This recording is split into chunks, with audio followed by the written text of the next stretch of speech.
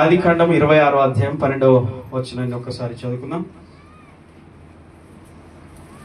అపొస్తలుల కార్యముల నుంచి మనం నేర్చుకుంటున్న సంగతులలో తితులో అతడు నమ్మకంగా ఉన్నాడు. జాగ్రత్త వినాలి. దేవుడు నిన్ను ఏర్పరచుకున్నాడంటే, దేవుడు నిన్ను రక్షించాడంటే, దేవుడు నిన్ను సంఘంలో నిలబెట్టాడంటే, లోకం నుంచి నువ్వు ప్రత్యేకించబడ్డావు. నీ జీవితం విలువ నీకు తెలియట్లేదు. దేవుణ్ణి నమ్ముకున్నటువంటి కొందరు విశ్వాసులు లోకములో కొంతమందిని చూసి, ఆ మాదిరిని చూసి చాలా మంది ఏమనుకుంటున్నారంటే, ఇంతేలే క్రైస్తవం అంటే ఇంతే అనుకుంటున్నారు. మరికొంతమంది ఫాదర్లను చూసి, పాస్టర్లను చూసి కొంతమంది అలాగే అనుకుంటున్నారు. కాదు కాదు, దేవుడు అలా కాదు, అపొస్తలులు అలా కాదు, ఆదిమ సంఘం అలా కాదు, బైబిల్ అలా కాదు. ఈ వాక్యము ఎవరైతే చదివి దానికి అర్థం చేసుకుంటారో, దేవుని యొక్క ప్రేమను ఎవరైతే తెలుసుకుంటారో, వారి జీవితంలో వారి యొక్క జీవిత విలువను తెలుసుకొని, దేవుడు వారిని పిలిచిన పిలుపు ఎంత గొప్పదో తెలుసుకొని, దేవుడు వారిని ఈ లోకం నుంచి ఏర్పరచుకున్నాడని, తన సహవాసానికి పిలిచాడని, తన నిత్య రాజ్యానికి వారసులకు దేవుడు పిలిచాడని, ఆ దేవుని యొక్క గొప్పతనాన్ని తెలుసుకొని చివరి శ్వాస వరకు నమ్మకంగా జీవిస్తారు. అయితే ఇది అర్థం కానప్పుడు, ఈ దైవ ప్రణాళిక ఏదైతుందో ఇది అర్థం కానప్పుడు మనము ఇదంతా కూడా కేవలము దాన్ని ఒక ప్రాథమికంగా మాత్రమే చూసి ఏదో సరదాగా మాత్రమే అనుకుంటారు. కానీ కాదు, దేవుని యొక్క శక్తిని దేవుని ప్రజలు తెలుసుకోవాలి. ఒక సంఘములో ఉన్న సాధారణ విశ్వాసి తనతో పాటు ఇంకా 6 ఉన్నారు. అపొస్తలుల 6వ అధ్యాయంలో 7 మనుషుల్ని సంఘం నుంచి పిలిచారు. ఆ పిలిచిన వారిలో స్టెఫన్ ఉన్నాడు, ఫిలిప్ ఉన్నాడు, ఇంకా కొంతమంది 5, మొత్తం 7 మనుషులు. అయితే ప్రత్యేకించి స్టెఫన్ గురించి ఆ వచనాల్లో రాయబడినప్పుడు, స్టెఫను భోజనాల దగ్గర ఉండడానికి, బల్ల దగ్గర పరిచర్య చేయడానికి, వడ్డించడానికి, సేవ చేయడానికి ప్రత్యేకించబడిన సాధారణ విశ్వాసి. దేవుడు అతన్ని అద్భుతాలు చేయు శక్తి గలవానిగా మార్చాడు, సువార్థికుడిగా మార్చాడు, పరిశుద్ధాత్మ చేత పరిపూర్ణుడిగా చేసి, కృపా వరముల చేత నింపి ఆయన సేవలో, ఘనమైన సేవలో వాడుకునే విధంగా మార్చాడు. దేవుడు తన బిడ్డల వారి పట్ల ఉన్న ప్రణాళికను దేవుడు నెరవేర్చడానికి ఎప్పుడు సిద్ధంగా ఉంటాడు. అయితే ఆయన వాడుకునే పాత్రలు, అర్హత కలిగిన పాత్రలుగా మనం ఉండాలి. హల్లెలూయా. దేవుడు ఎప్పుడు సిద్ధంగా ఉంటాడు. కానీ మన వైపు నుంచి ఆ సిద్ధపాటు లేకపోతే దేవుడు ఏం చేయలేడు. దేవుడు నిన్ను ఎలా డిజైన్ చేయాలో, ఎలా నిన్ను వాడుకోవాలో, ఎలా ఆయన కార్యాలని జీవితంలో చేయాలో ఆయన అనుకున్నట్టుగా మనము సిద్ధంగా ఉంటే దేవుడు వాడుకోవడానికి ఎప్పుడు సిద్ధంగానే ఉంటాడు. స్టెఫను జీవితాన్ని చూసి మనం నేర్చుకుంటున్నాం. అదే నమ్మకత్వం కలిగినటువంటి వ్యక్తుల జీవితాల్లో దేవుడు ఆశీర్వాదాన్ని ఇస్తాడని మనం నేర్చుకున్నాం. సామెతలు 28:20 నమ్మకమైన వానికి దీవెనలు మెండుగా కలుగుతాయి. అయితే పాత నిబంధనలో ఇసాకు భక్తుల గురించి పోయిన వారంలో నమ్మకంగా జీవించిన ఒక వ్యక్తి అతడు. తన తండ్రి అయిన అబ్రహాము వలె విశ్వాసము కలిగి దేవునితో నడిచిన వాడు, నమ్మకమైన వాడు. అయితే దేవుడు నమ్మకంగా నడిచిన వ్యక్తిని ఎలా దీవించాడు? ఆదికాండం 26వ అధ్యాయం 12వ వచనంలో ఏమని రాయబడింది? ఇదిగో ఆ సంవత్సరమున ఇస్సాకు ఆ దేశమందున్నవాడై విత్తనము వేసి ఆ సంవత్సరమున 100 ఫలము పొందాడు. హల్లెలూయా. అంతటితో ఆగిపోయిందా? ఎలా పొందాడు? ఆ దేశంలో 100 ఫలం ఎలా పొందాడు? ఆ సంవత్సరంలో విత్తనం వేసి. అది ఏ సంవత్సరం? కరువు సంవత్సరం. అది ఏ దేశం? పరాయి దేశం. అన్యుల మధ్యలో నివసిస్తున్నాడు. ఒక దేవుని బిడ్డ అన్యజనుల మధ్య నివసిస్తూ అతడు విశ్వాసముతో, దేవుని అందల విశ్వాసముతో నడిచేవాడు గనుక అతడు ఆ సంవత్సరంలో విత్తనం వేసి ఎంత ఫలం పొందాడు? 100 ఫలము పొందాడు. ఇది సాధ్యమేనా? 100 ఫలం పొందడం సాధ్యమేనా? అసాధారణమైన ఫలితం. అది అసాధారణమైన ఫలితం. ఒక బస్తా గింజలు విత్తితే 10 బస్తాలు కోయొచ్చు, లేదా 20 బస్తాలు కోయొచ్చు. 100 బస్తాలు కోయడం అనేది అసాధారణం. కానీ అసాధారణమైన ఫలితాలు ఇచ్చేది ఎవరు? దేవుడు మాత్రమే. దావీదు అంటాడు, అయ్యా నీవు ఆశీర్వదిస్తే నా కుటుంబము ఎన్నటెన్నటికి ఆశీర్వాదంగా ఉంటది. హల్లెలూయా. దావీదుకు తెలుసు, మనుషులు దీవిస్తే, మనుషులు ఆశీర్వదిస్తే, మనుషులు సహాయం చేస్తే అది ఎంతకాలం ఉంటుంది? మనుషుల దీవెన ఎంతసేపు ఉంటుందండి? దేవుడు దీవిస్తే మాత్రం అది ఎన్నటెన్నటికి దీవెనగానే ఉంటుందంట. హల్లెలూయా.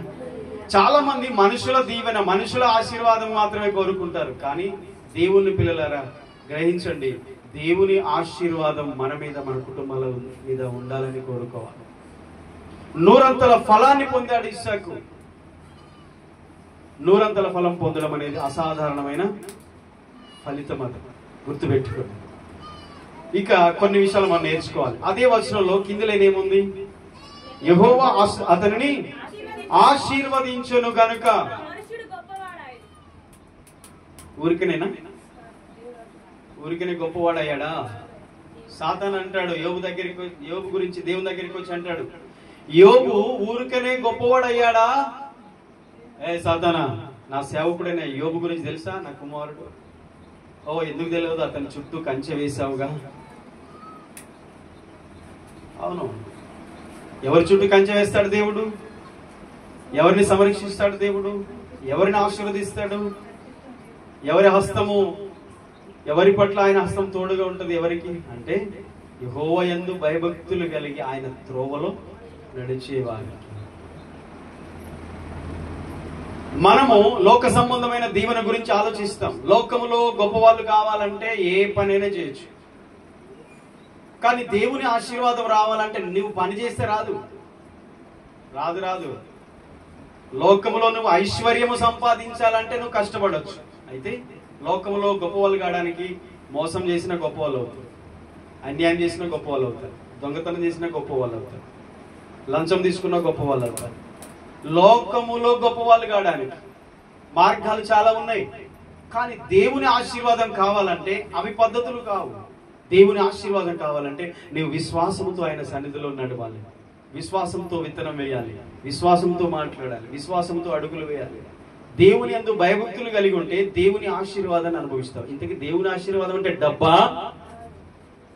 ఏమనుకుంటున్నారు? దేవుని ఆశీర్వాదం అంటే డబ్బేనా? అదొక భాగమే.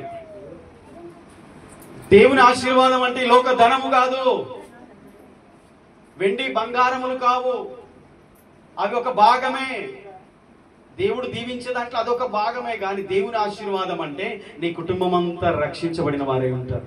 దేవుని ఆశీర్వాదం అంటే నీ కుటుంబం అందరూ దేవుని మార్గంలో నడిచేవారై ఉంటారు. దేవుని ఆశీర్వాదం పొందిన కుటుంబం అంటే దేవుని ఆరాధించే కుటుంబీకులు ఉంటారు ఆ ఇంట్లో. దేవుని ఆశీర్వాదం అంటే అది ఒక చిన్న పరలోకమే. దేవుని ఆశీర్వాదం పొందిన కుటుంబం, దేవుడు అది కోరుకుంటున్నాడు. దేవుని ఆశీర్వాదం కావాలి. అందుకనే యెహోవా ఆశీర్వాదమే ఐశ్వర్యం ఇచ్చును, నరుల కష్టం చేత ఆశీర్వాదం ఎక్కువ. నా కష్టం వృద్ధి కావాలి, అభివృద్ధి కావాలి, అభివృద్ధి కావాలి, ప్రయాసపడతా ఉంటాం, మంచిదే. పరిగెత్తు అని ఎందుకు ప్రయాసపడి అన్నది ఏమి లేదు, కరుణించే దేవునిలో ఉంది. కాబట్టి దేవుని బిడ్డలకే సూత్రం, అన్నిలో కాదండి. విశ్వాసులకే ఇది, అవిశ్వాసులకు కాదు ఇది. ఇస్సాకు ఒక విశ్వాసి, ఇస్సాకు ఒక దేవుని బిడ్డ, దేవుని కుమారుడు. అన్ని జనులు చూస్తున్నారు, ఇది అసాధారణం, ఇది అసాధ్యం. కరువులో నేల ఎలా ఉంటుంది? కఠినంగా ఉంటుంది. ఆ కఠినమైన నేలను ఎవరైనా దున్నుతారా? అలా దున్నితే ఏమంటారు? అలా దున్నేమని ఏమంటారు? పిచ్చోడు అంటారు. అందరు తిడతారు. నీకేమో బుద్ధి ఉందా? వర్షాలు వస్తే భూమి పదును ఉంటుంది, అప్పుడు దున్ని విత్తనాలు వేయచ్చు. ఈ కఠినమైన నేలను దున్ని విత్తనాలు వేసి పంట పండిస్తావా? అసలు నీకు బుద్ధి ఉందా అంటారు. కానీ ఆయన అంటాడు, నాకు విశ్వాసం ఉంది అంటాడు. వారికి విశ్వాసం లేదు. ఫిలిష్తీయులు చూస్తున్నారు ఇస్సాకు చేసే పని. తెలుసా? నువ్వు ప్రార్థన చేస్తుంటే వాళ్ళకి వెరితనమే, నువ్వు చర్చికి వెళ్తే వారికి వెరితనమే, నువ్వు బైబిల్ చదువుతుంటే నీ పక్కనోని వెరితనమే, నువ్వు భక్తి చేస్తుంటే వారికి అది హేళన, అది వెరితనంగా ఉంటుంది. కానీ నీకు దేవుని శక్తి, నమ్ము వానికి దేవుని శక్తి ఇది. హల్లెలూయా. విశ్వాసంతోనే బ్రతికాలి. తెలుసా? విశ్వాసులు ఎలా నడవాలి చెప్పండి? ఎలా నడవాలంటే కాళ్ళతో నడవాలని చెప్పారు వెటకారు. విశ్వాసులు ఎలా నడవాలి? విశ్వాసంతో నడవాలి. హల్లెలూయా. విశ్వాసంతో నడవాలి, విశ్వాసంతోనే చేయాలి.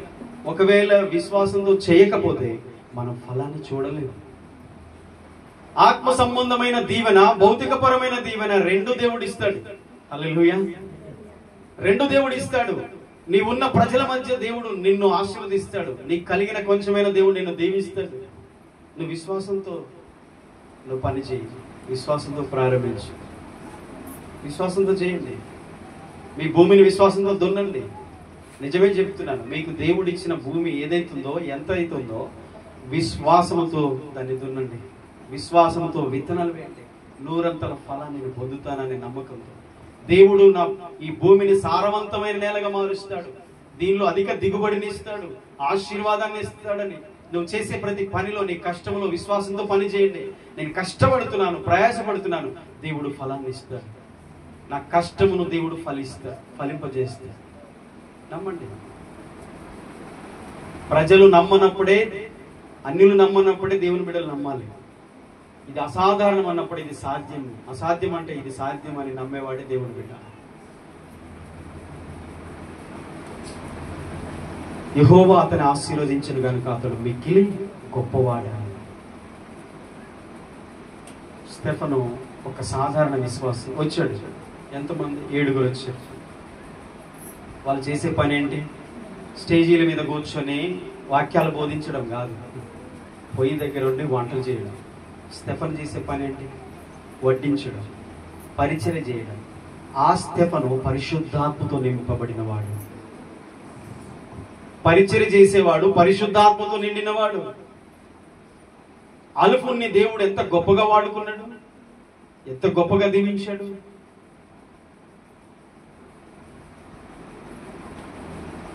అది అర్థం కావట్లేదు. దేవుని ప్రణాళిక మనకు బైబిల్ అర్థం కావాలి. దేవుడు ఎలాంటి వారిని ఎలాంటి వారిగా మార్చాడు, ఏ స్థితిలో ఉన్న వారిని ఏ స్థితిలోనికి తీసుకొచ్చాడు. వారి జీవితంలో ఉన్న విశ్వాసం కావచ్చు, తగ్గింపు కావచ్చు, దేవునికి అంకిత భావం, తమను తాము దేవునికి సమర్పించుకున్న వాళ్ళని దేవుడు ఎలా వాడుకున్నాడు అర్థం కాదు.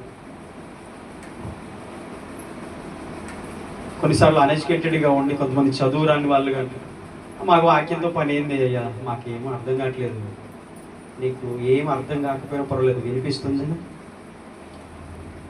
దేవుడు ఎవరిని ఎలా దీవించాడో అది వినిపిస్తుందా? చదువుతున్నప్పుడు, బోధిస్తున్నప్పుడు వినిపిస్తుందా? దేవుడు నిన్ను కూడా దీవిస్తాడని నమ్ము. అది చాలు. చదువు అవసరం లేదు. నాకు ఈ బైబిల్ చదవలేదు అవసరం లేదు, చదవకపోయినా పర్వాలేదు. నీకు చెప్పబడిన మాట వినిపిస్తుందిగా, అది నువ్వు నమ్ము. దేవుడు నిన్ను దీవిస్తాడు. ఈరోజు ఒక నమ్మకంతో, దేవునిలో విశ్వాసంతో బ్రతికే వ్యక్తిని దేవుడు ఎప్పుడు విడిచిపెట్టాడు.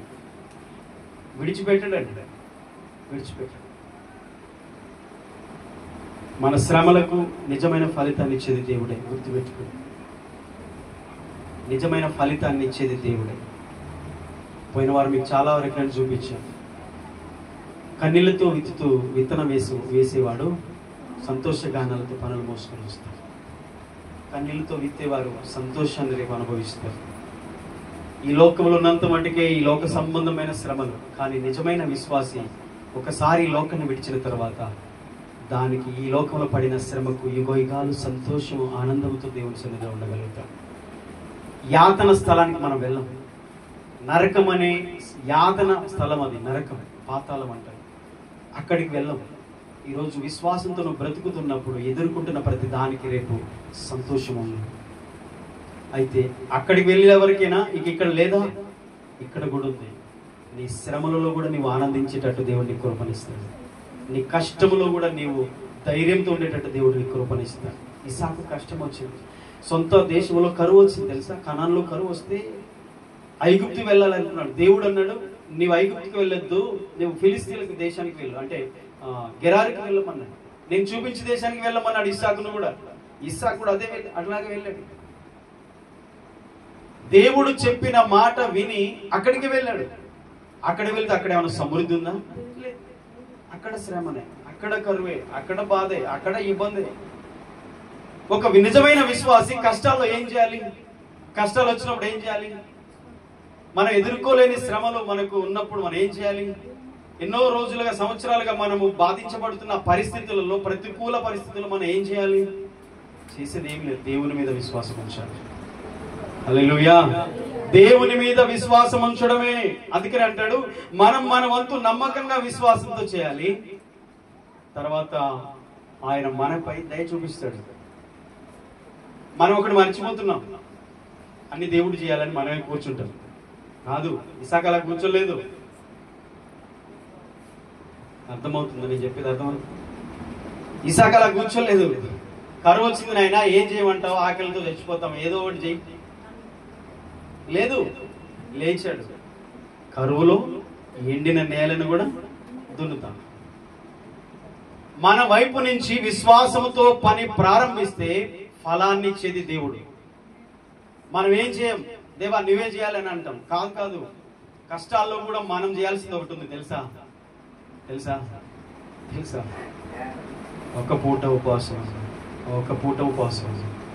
ఆయన సన్నిధికి వెళ్ళి విత్తనం వేయాలి. ప్రార్థనలు అనే విత్తనాలు వేయండి, విశ్వాసంతో విత్తనాలు వేయండి. ఆ ప్రార్థనకు ఫలం ఒక రోజు వస్తుంది. ఎప్పుడో పరలోకంలో వస్తుంది కాదు, పరలోకంలో వచ్చేది కాదు, అది ఇక్కడే వస్తుంది. కానీ మనం వేయట్లేదు, అసలు దున్నట్లేదు. ఫస్ట్ దున్నట్లేదు, మనమే సమర్థించుకున్నా ఇక ఈ భూమి దున్నితే ఇప్పుడు పంట అది. ఎవ్వరు దున్నట్లే, మనమేం దున్నుతాంలే. లేదు లేదు లేదు, ఇస్సాకు అలా అనుకోలేదు. అలా అనుకుంటే ఈరోజు ఇస్సాకును గురించి మనం చెప్పుకోలేము. మన వంతు విశ్వాసంతో పని, మన వంతు పని మనం చేయాలి. అది చేయండి, భక్తి చేయండి. భక్తిని ఆపకండి, దయచేసి ఆపకండి. అన్నీ కోల్పోయిన తర్వాత యోబు దేవుడు ఏం చేశాడు అన్నాడా? దేవుడు నాకు అన్యాయం చేశాడు అన్నాడా? ఏమన్నాడు? ఆయన ఇచ్చాడు, ఆయన తీసుకున్నాడు, మళ్ళీ కావాలంటే ఆయన ఇస్తాడు. హల్లెలూయా. భక్తిని వదిలిపెట్టలేదు కష్టాల్లో. అదొక విత్తనం. నువ్వు భక్తి చేస్తున్నావంటే అది విత్తనాలే. వ్యర్థంగా పోవమ్మా, నీ భక్తి వ్యర్థంగా పోదయ్యా. అది పోనే పోదు, వ్యర్థం కాదు. ఫలాన్ని చూస్తాం. అయితే భక్తిహీనులుగా మారేవారు కొంతమంది ఉన్నారు. భక్తిని విడిచిపెట్టిన వారి మార్గములు వానికి వెక్కసంగా మారిపోతాయి. భక్తి విడిచిపెట్టావా, ఆ దేవుని నమ్ముకున్న కంటే విడిచిపెట్టినాకనే ఇక్కడ బాగుంది, ఇక చర్చి మానేసినాక ఇంకా బాగుంది అన్న వాళ్ళు ఎంతమంది ఒకసారి చూపించండి.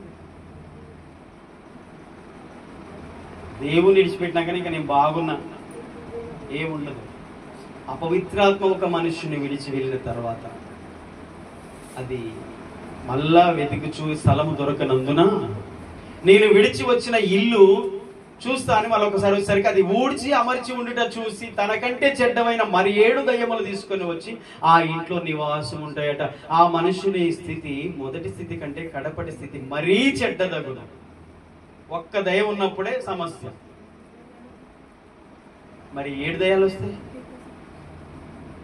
ఆ హృదయం అంటే ఖాళీగా ఉంది. ఇక అమ్మయ్య చర్చి మానేసి నీకు బాగుంది, నాకు ఇక ప్రార్థన వద్దు, ఇక వాక్యం వద్దు, నాకు అసలు ఏది వద్దు అని బాగుంది అనుకుంటే మనకు అది బాగా అనిపిస్తుంది. కానీ దయ్యానికి సూపర్ ఉంది, ఇప్పుడు మంచిగా నీట్గా చేసి పెట్టారు. ఇప్పుడు ఇక వీళ్ళలో ప్రార్థన లేదు, స్థితి లేదు, వాక్యం లేదు, ఆరాధన లేదు, అసలు ఉపవాసం లేదు, దేవుని సన్నిధి, దేవుడు అనే పదమే లేదు. ఈ హృదయం మంచిగా ఉంది, ఇప్పుడు రండి అని ఇంకా 7 దయాలు తీసుకొచ్చి తిష్ట వేసి కూర్చుంటాయి. అది యెహోవాను విడిచి వేరొకరు అనుసరించి వారికి శ్రమలు విస్తరించును. నేను చెప్తలేదు, బైబిల్లో ఉంది. 16 కీర్తనలో కష్టాలు వచ్చినప్పుడు ఇస్సాకు భక్తిహీనుడుగా మారలేదు, కానీ శ్రమలను ఎదుర్కోవడానికి, నిజంగా శ్రమలను ఎదుర్కోవడానికి, కరువును ఎదుర్కోవడానికి, కఠినమైన పరిస్థితిని ఎదుర్కోవడానికి, ఎంత ఇబ్బందిని ఎదుర్కోవడానికి ఇస్సాకు విశ్వాసముతో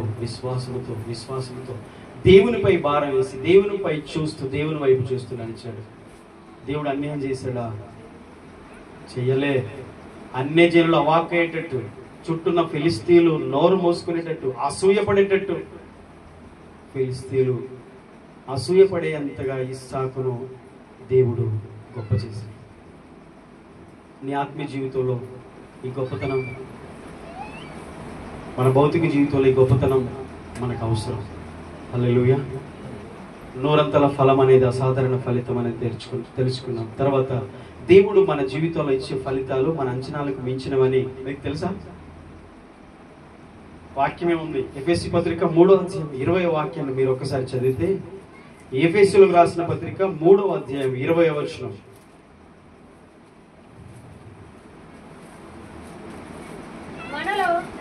చదువు.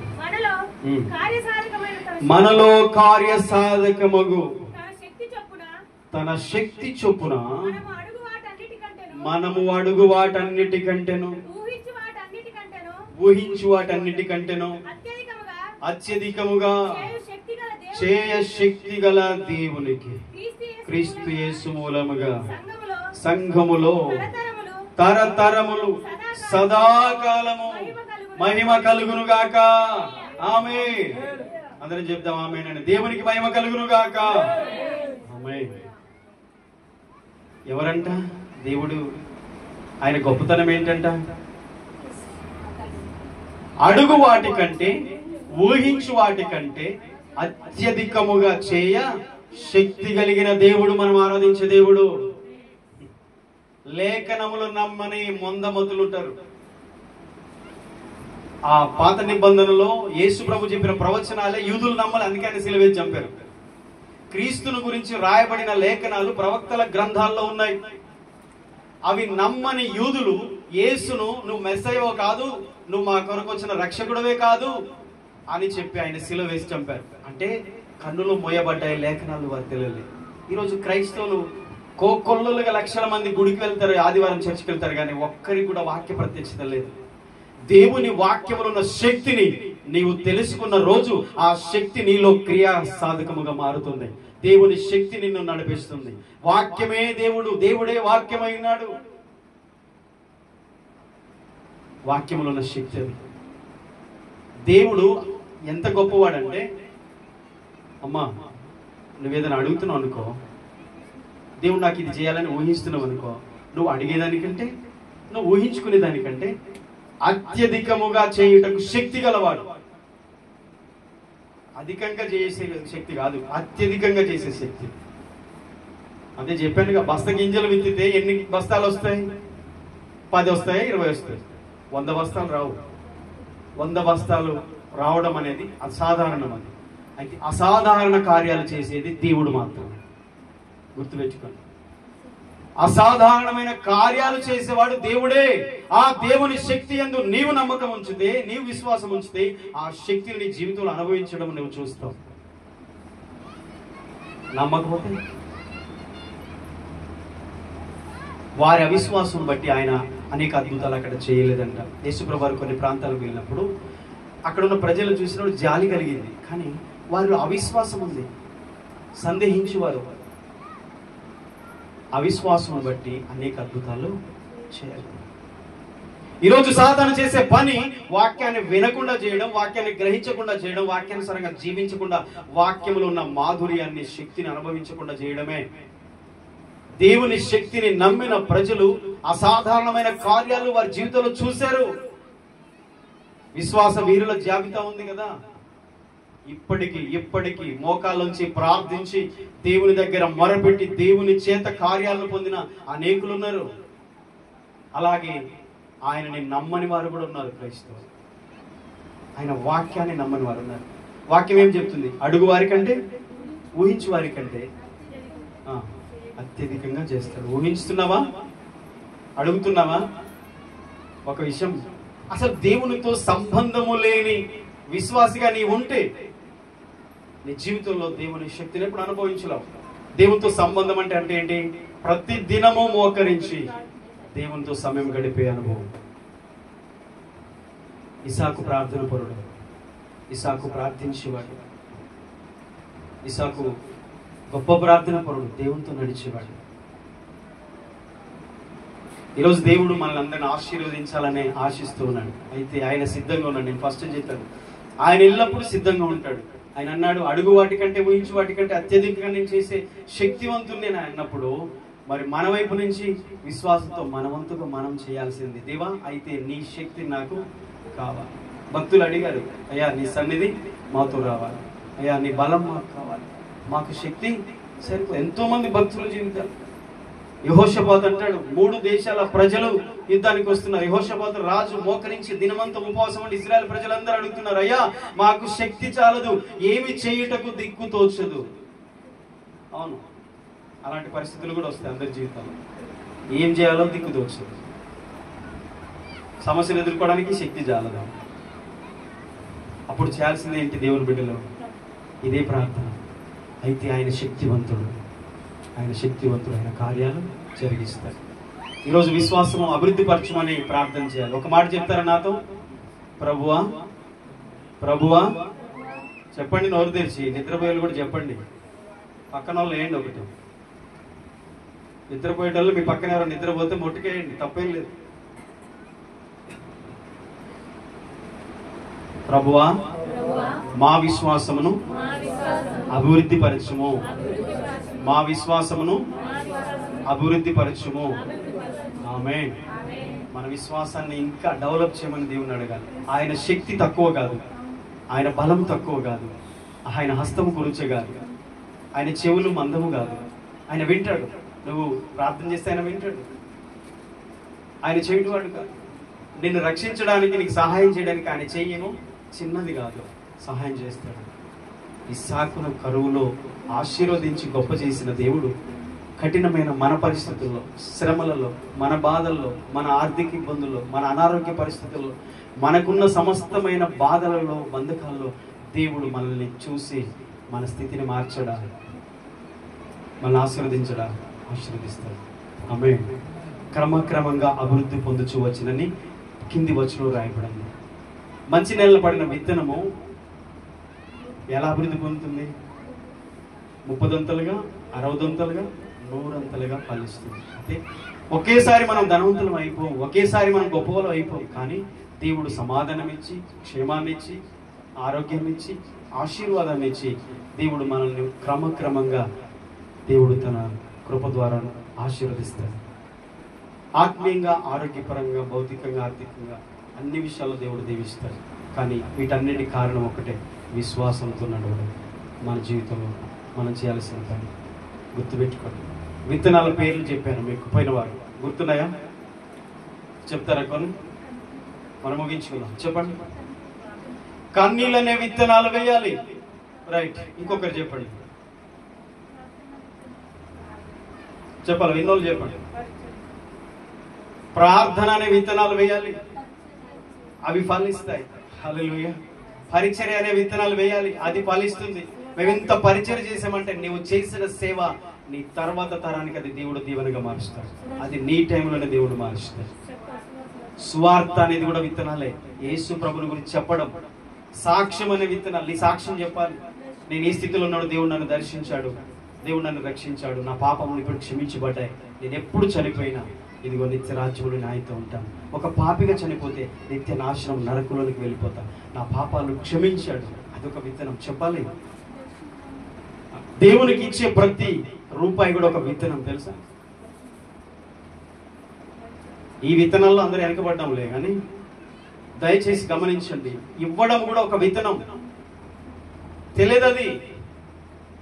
ఏ హృదయం అయితే ధనాపేక్షతో నిండుంటుందో ఆ హృదయము స్వార్థపూరితంగా ప్రవర్తిస్తుంది తప్ప, దేవుని వాక్యములో రాయబడిన ప్రకారం కొంచెముగా విత్తువాడు కొంచెమే కూర్చుకుంటాడు, కొంచెము విత్తనాలు వెళ్ళి చల్లినవాడు దానికి తగిన కొంచెం పంటనే కోసుకుంటాడు. అది భౌతిక పరమైన ప్రకృతి నియమం. అది అర్థమైందా? అంటే మనం ఏం చేస్తున్నామో తిరిగి అదే మనము అనుభవించాల్సి వస్తుంది. అయితే ఇచ్చే విషయంలో బైబిల్ అంతట్లో యేసుప్రభు వారు చెప్పిన, దేవుడు చెప్పిన లేఖనాలు మనం పరిశీలించినప్పుడు మలాకి 3వ అధ్యాయం 8, 9, 10 వచనాలు ఏముంది? మీరు ఇచ్చి నన్ను శోధించినన్నాడు. ఏమన్నాడు దేవుడు? ఇచ్చి నన్ను, మీరు ఇది చేసి నన్ను శోధించమన్నాడు. అయితే ఇది చేసినప్పుడు అంటే 10వ వంతును ప్రతిష్టార్పణను మీరు నా సన్నిధికి తీసుకొచ్చినప్పుడు, మీరు నాకు ఇచ్చినప్పుడు, ఇదిగో మీరు ఇది చేసి మీరు నన్ను శోధించినప్పుడు, నేను అప్పుడు ఆకాశపు వాక్యములు విప్పి పట్టజాలనంత విస్తార దీవెనలు కుమ్మరిస్తాను. ఎవరు చెప్పారు? మనుషులా, దేవుడా? దేవుడు చెప్పాడు. ఇదిగో మీరు దొంగలు అన్నాడు, కోపం వచ్చింది వాళ్ళకి, సంఘానికి. ఇదిగో మీరు శాపగ్రస్తులు అన్నాడు, నేను అంటలేదు, అక్కడే ఉంది. మీరు శాపగ్రస్తులు అన్నాడు, కోపం వచ్చింది. మేము ఎప్పుడు దొంగతనం చేశాము చెప్పాలి ఇప్పుడు, అంతే. మేము ఎప్పుడు దొంగతనం చేశాము అంటే, ఇదిగో మీరు ఇయ్యకయే దొంగిలితిరి అన్నాడు. ఇయ్యకపోవడం కూడా దొంగతనం. అవును. ఒక విశ్వాసి జీవితంలో విత్తే విత్తనాలు చాలా ఉన్నాయి. కానీ ఈ యొక్క విత్తనం అనేది ఆర్థికంగా, లేకపోతే దేవుడు మనకి ఇచ్చినది ఏదైతే దేవుని సన్నిధిలో మనం ఇస్తాం, ఇదిగో దేవా నేను ఆశీర్వదించి నాకు ఇచ్చావు, ఇదిగో నాకు ఇచ్చిన దాంట్లో ఇదిగో నీకు నేను ఇస్తున్నాను అని మనం ఆ విత్తనం వేసినప్పుడు దేవుడు మరలా రిటర్న్ ఇస్తాడు. వర్షము సముద్రంలో నీళ్లు, మేఘాలు సముద్రంలో నీళ్లు తీసుకొని రిటర్న్ వెళ్ళి మళ్ళీ భూమి మీదకి పంపించేస్తాయి.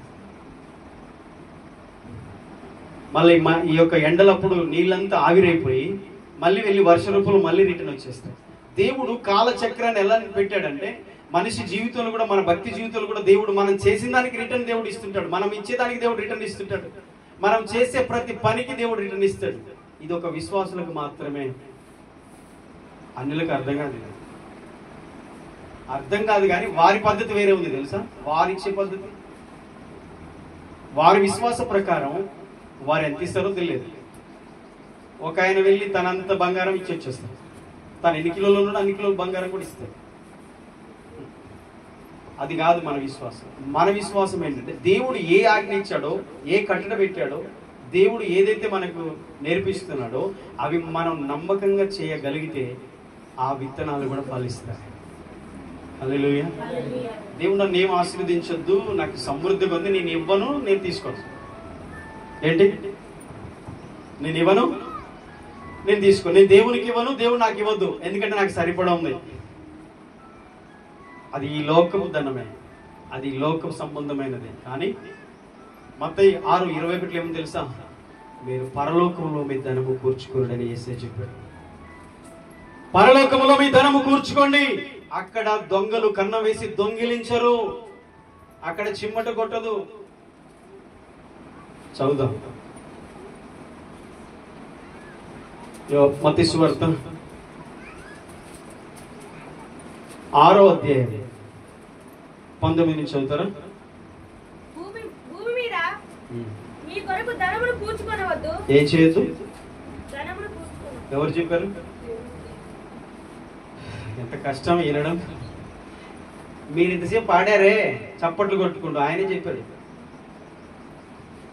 గొంతెత్తి పాడారే, ఆయనే చెప్పాడు.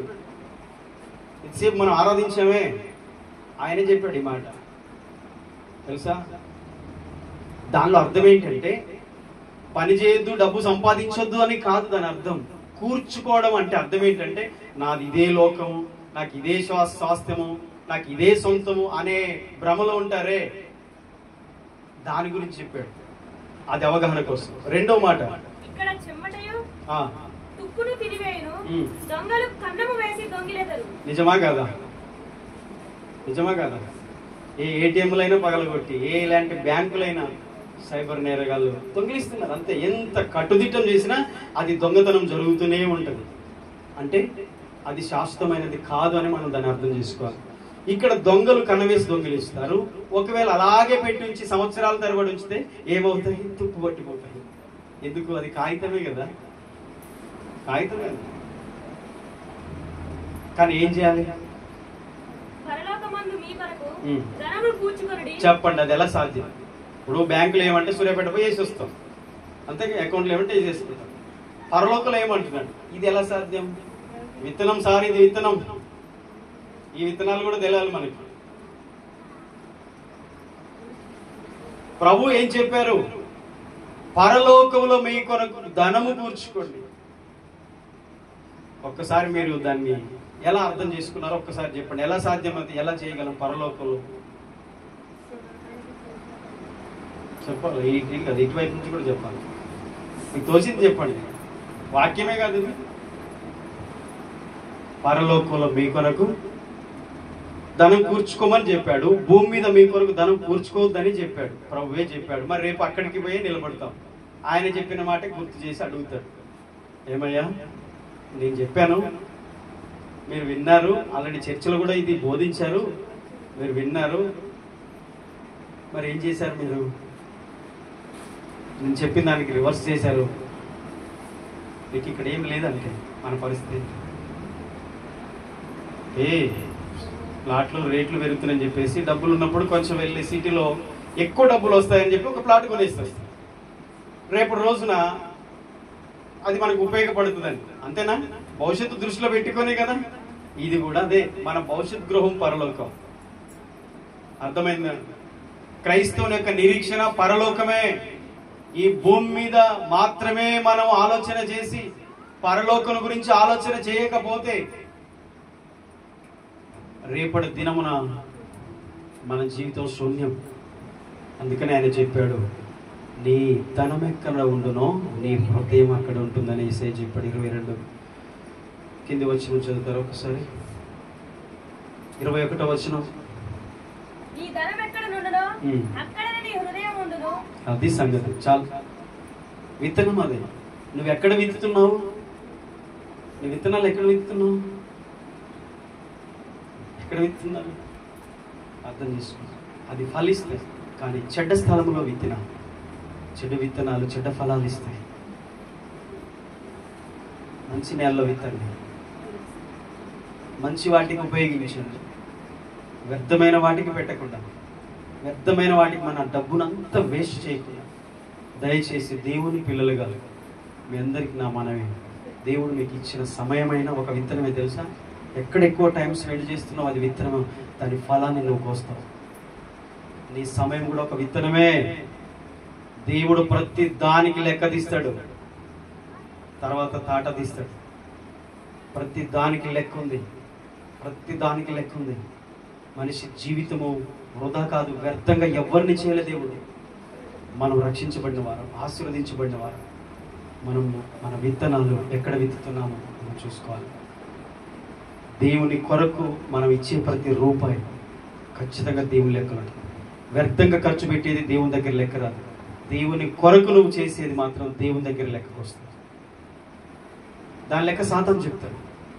సారా దుకాణంలో ఎంత పెట్టాను, అక్కడ ఎంత పెట్టాను, ఇక్కడ ఎంత పెట్టాను, నేను ఎక్కడ దాగాను, ఎంత ఖర్చు పెట్టాను, ఎక్కడ వేస్ట్ చేశాను, ఏ గృహాల్లో ఎంత పెట్టుకున్నాను, నా జీవితం, సమయం, డబ్బు నాదంతా కూడా ఎక్కడ వ్యర్థం చేశాను, సాతాను లెక్క ఉంటుంది. కానీ నేను దేవుని కొరకు చేసే ప్రతిదీ దేవుని దగ్గర లెక్క. నేను రేపు అక్కడికి వెళ్ళగానే బల నమ్మకమైన మంచి దాసుడా, మంచి దాసురాలా, ఇదిగో నువ్వు నమ్మకంగా మిక్కిలి కొంచెంలో నమ్మకంగా ఉన్నావు, ఇదిగో మరి ఎక్కువలో నేను నమ్మకంగా ఉంచుకుంటాను. మనము దేవుని కొరకు ఇచ్చే ప్రతిదీ పరలోక బ్యాంకులో ఉంటుంది. పరలోకంలో ధనం కూర్చుకోవడం అంటే దేవుని సేవ కొరకు ఇవ్వడం, అనాథలకు, బీదలకు, ఆయన పేరట పరిచర్యకు, సేవకు, సంఘానికి ఇవ్వడమే. ఈ విషయం చాలా మందికి రివర్స్గా అర్థమవుతుంది. కానీ ఇవి బైబిల్లో ఉన్నాయా, బయట నుంచి వచ్చినాయా? బైబిల్లో ఉన్నాయా, బయట నుంచి వచ్చినాయా? బైబిల్లో ఉన్నాయి. దేవుడే చెప్పాడు, ఆకాశం వాకిళ్ళు విప్పి పట్టజాలంత విస్తారంగా మిమ్మల్ని దీవిస్తానన్నాడు. మనం అనుకుంటాం నాకు పర్వాలేదులే, సమృద్ధిగా నేను ఇవ్వను, తీసుకోను. ఇంతకుముందు చెప్పానుగా, నేను దేవునికి ఇవ్వను, నాకు దేవుడు ఇవ్వద్దు, నాకు అవసరం లేదు, నాకు ఉంది అనుకుంటా. కానీ అది మనతోనే అంతమవుతుంది. మనం రేపు అక్కడికి పోయినప్పుడు మన ముఖం తెల్లగవుతుంది. దేవుని దగ్గర ఏముంటుంది? మనకు ఏముంది? ఏం క్రియలతో వెళ్ళాం అక్కడికి? చచ్చిపోయిన తర్వాత ఏమి తీసుకొని పోలేడు మనిషి, కానీ క్రియలు మాత్రం తన వెంట వెళ్తాయి. ఏమి వెళ్ళవు కానీ క్రియలు వెళ్తాయి. అంటే మనం భూమి మీద ఉన్నప్పుడు చేసిన మంచి చెడ్డ పనులు అక్కడికి వెళ్తాయి. వాటిని బట్టి జడ్జిమెంట్ అవుతుంది. ఇక్కడ ఉన్నప్పుడే దేవుని కొరకు మనం చేసిందంతా కూడా దేవుని లెక్కలు ఉంటుంది. అక్కడికి వెళ్ళినప్పుడు దేవుడు మనల్ని అభినందిస్తాడు.